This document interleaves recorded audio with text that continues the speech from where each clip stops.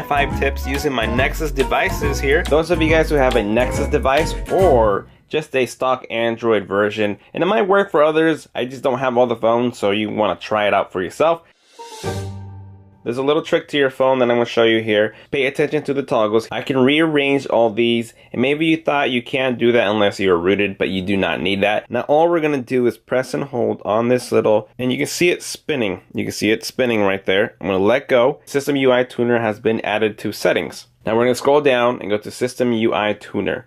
Fun for some, but not for all. And quick settings, you click onto it. Now you can rearrange your stuff here. You can add more tiles, or let's say you don't want to see the invert colors, so you're going to bring it to the trash can and throw it away. It doesn't throw it away completely because you can bring it back, as you can see, invert colors. I want the airplane mode to be in the middle, switch it up, and it switches over. You don't really get to add like cameras or special apps. It's not a rooted feature, it's just more like a rearrangement or changing something on here. Now I love to see a little battery percentage, but I can't tell how many battery percentage I have in that little battery. So what you do, instead of having to do another third-party application that does this, you do it straight up within the phone. You can see my battery right there, it's nothing inside of it, but I'm gonna click on this, and now there is a battery percentage of 81%. Instead of having to bring it down and then one more, go to the battery percentage, you'll see your battery percentage all the time inside there. Status bar. You can quickly uncheck and check things on if you don't want to see them in the toggle bar. It might be very useful and more minimal for you,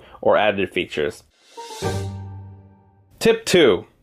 Going into your settings, you want to go into About Phone and click on your build version 7 times. It goes 1, 2, 3, 4, 5, 6, 7, and it'll bring up your developer mode. But don't worry, you're not really gonna mess up your phone. It's not like a real hack or a root thing, so you can, revert back to it. So we see developer options here. There's a few things in here that I do not know what it means, so I don't even move it, I don't even care about it.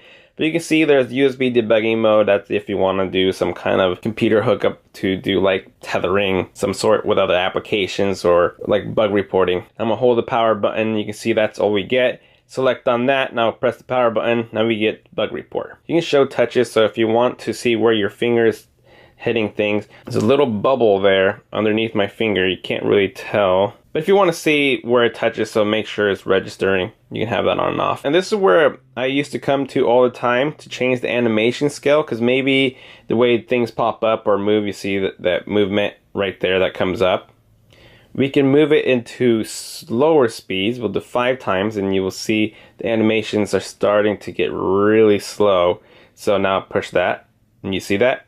The animations move very smoothly and very slowly. So if you want to make your phone feel faster, you want to set it at like 0.5 or even turn them off completely. It just looks and feels like it sped it. And if you go off, that means you're going to save some battery as well.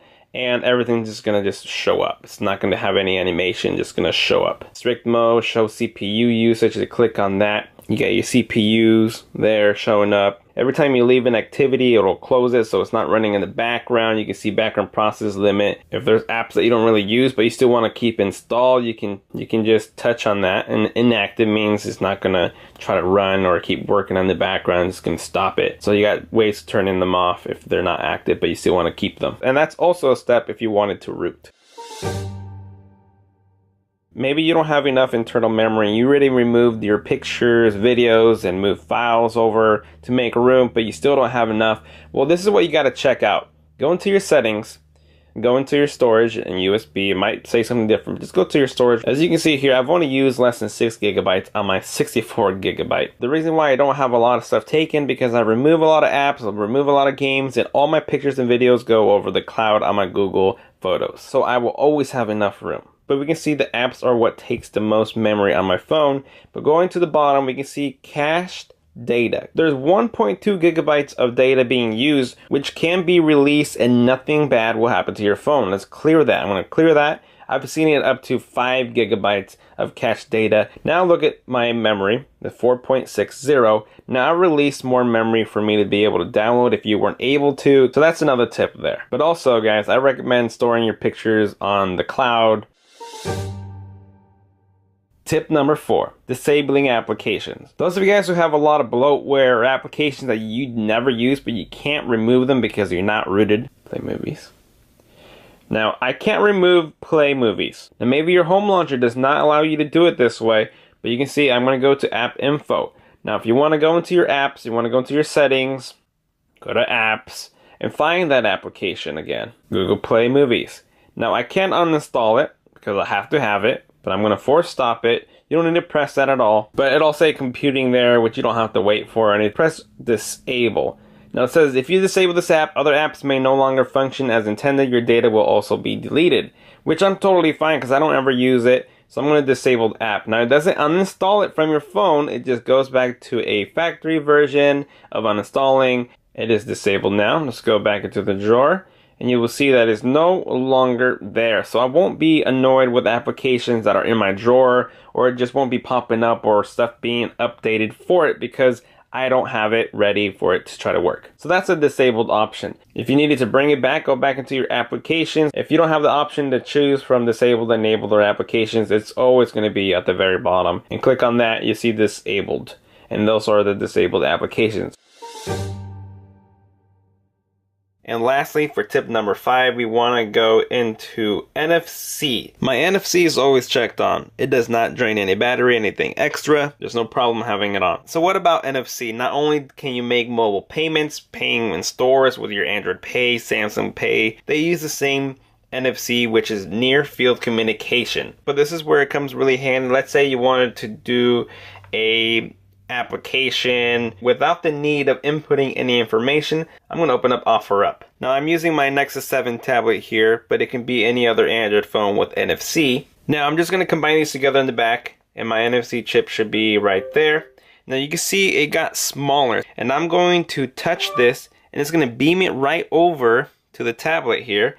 And there's the application right there without me having to put any information because I had this app open. Your friend might have been watching this app and he wants it. Same as Clash Royale. Put it over, cast it over, and there we have it, Clash Royale. NFC is great for a lot of reasons. You can even buy little tags to make profiles and a lot of things about NFC. NFC has been around for Android for around like 5 years or more probably. A lot of people don't understand them, and I haven't obviously educated a lot of people about it, but I've used it and I love it, and it's pretty much been a mobile standard ever since. So go educate yourself on NFC. Other people have great videos out there for you to check them out. So there you guys have it. Those are my 5 tips using my Nexus devices here. This is 2015 Nexus 6P, Nexus 7. The only devices I have right now. Even though I performed all these on my Nexus device, doesn't mean that you have to have this phone in order for those features to work. But it's definitely worth it for you to go test it out for yourself. And there you guys have it. Thank you for watching. And as always, I will see you guys next time. Later.